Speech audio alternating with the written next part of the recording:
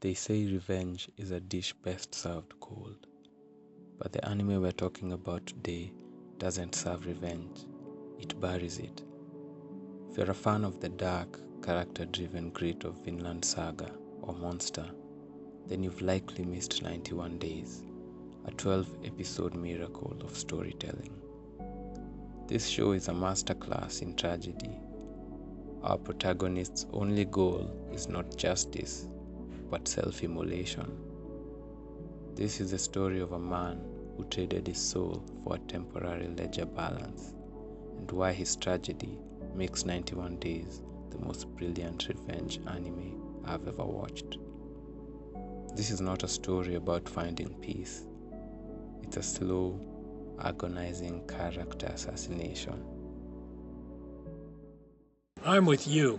This city's got to be cleaned up. Crime is a cancer here.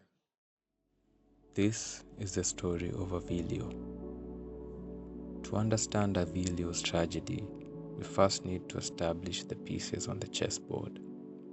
The 1930s Prohibition era is the setting, and this is more than just window dressing. It's a thematic canvas. The alcohol ban created the criminal empires, and the constant threat of gang war is the engine of the plot. Unlike other anime, 91 Days is grounded, gritty, and relies entirely on human failure, ambition, and greed. The core cast is the Vanetti family. 7 years prior, young Angelo Lagusa, now known as Avilio, saw his family killed by Vincent Vanetti, aka the Don, Nero Vanetti, his son, and Vano, Nero's friend, not forgetting Ganzo, the accountant, the true unseen hand. Every action Avilio takes is in service of crossing these 4 names off a mental list. We see them not as monsters, but as men with families and codes, which complicates our view of Avilio's justice. Avilio, returning as Avilio Bruno, knows he can't use brute force. His plan is social engineering. He uses his childhood friend Coteo and his brilliant moonshine, Lawless Heaven, as his entry point. Coteo is Angelo's last link to the past, and immediately Avilio uses him as a tool. This choice, sacrificing the purest of his oldest bond for the sake of his mission, is the first sign that Angelo is already gone. My name's Avilio Bruno. I gotta say, it's nice to meet you. The first thing you notice about Avilio is his stillness. He's a blank slate. He is defined not by what he feels, but by what he refuses to show. When he's forced to drink or laugh, the expression looks physically uncomfortable, like a mask that doesn't fit. He lacks the bombast of the Oko family or the genuine warmth of Nero, which makes him stand out by not standing out.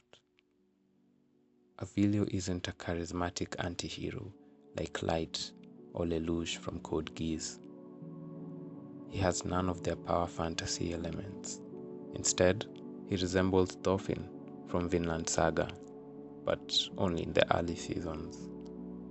A man so consumed by a single task that he views his own life as expendable collateral.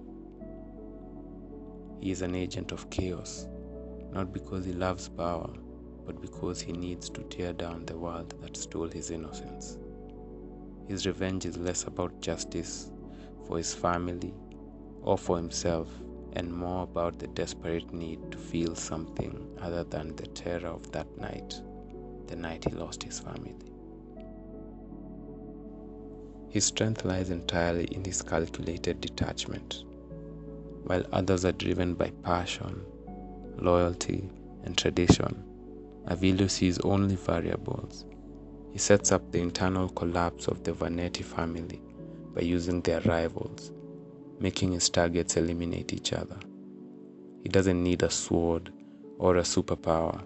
He just needs information, leverage, and the cold-blooded willingness to let everyone else do the dirty work.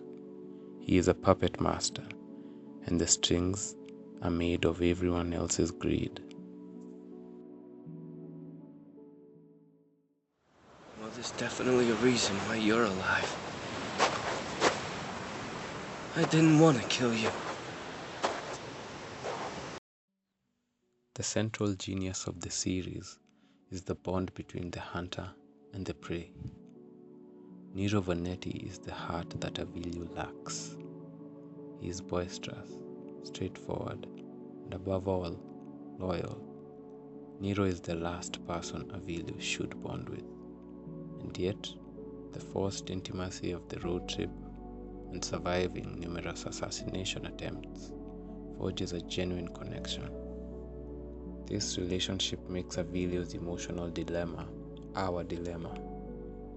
We see the goodness in Nero, the protection he shows his younger brother, the respect for his father's dream, and we are forced to root for both sides. Avilio's facade is so perfect that Nero believes in Avilio Bruno more than Avilio believes in himself. The more Avilio succeeds at his revenge, the more we, and perhaps a small part of him, wish he would fail. It is a test of his resolve that is more painful than any physical fight. The friendship with Nero is not the betrayal.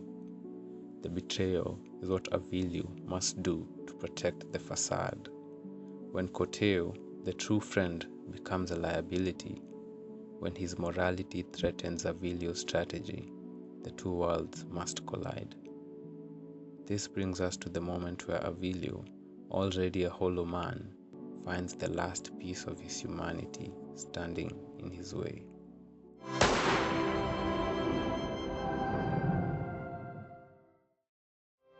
Why'd you do it? Tell me! Why'd you have to save me? If revenge is Avilio's ledger, then Coteo is the final, most devastating entry.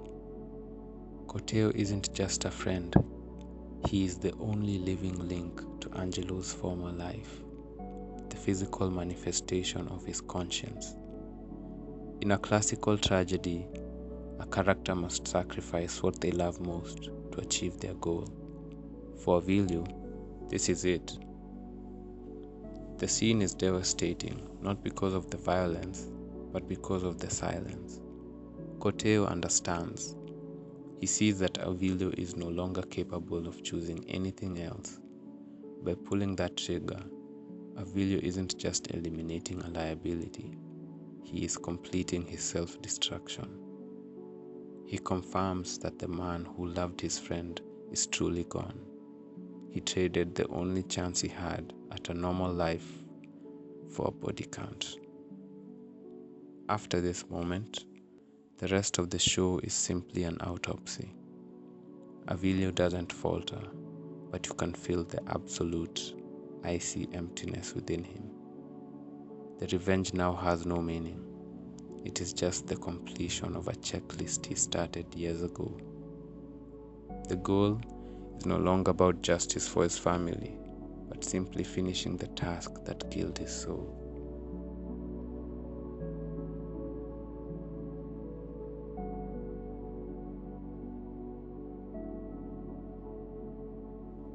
Avilio's final plot is flawless.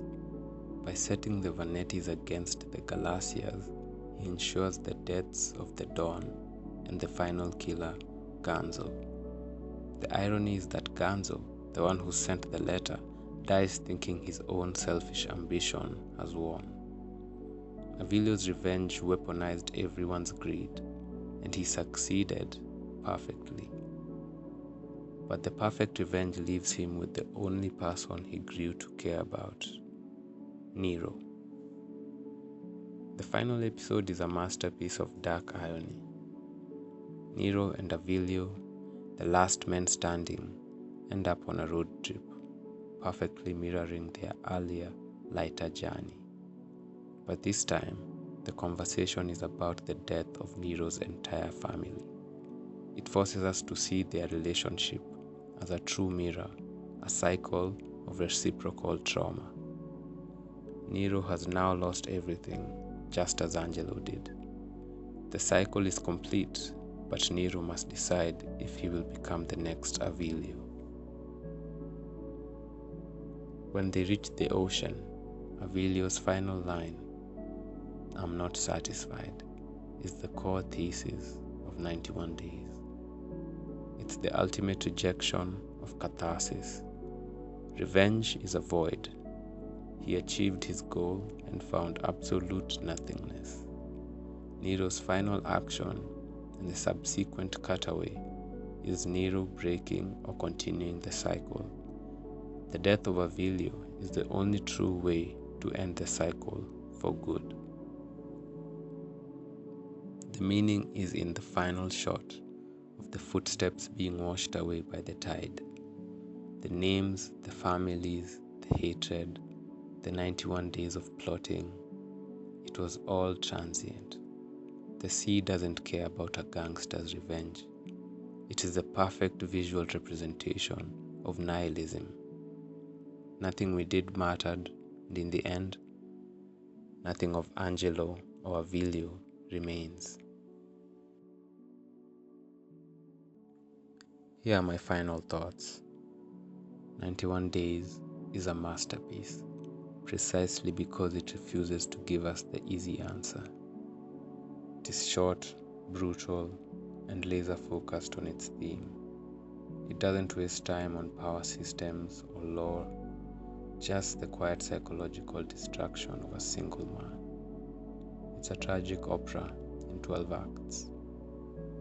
If you're tired of the typical hero's journey and crave a focused, adult tragedy that respects the weight of violence, then stop scrolling and start watching 91 Days. This is the underrated gem you've been looking for. If you've seen 91 Days, let me know down in the comments what your interpretation of the final scene was. Did Nero walk away, or did he finally break? And if you want more deep dives into the character arcs of forgotten or underanalyzed anime, hit that subscribe button. Thanks for watching.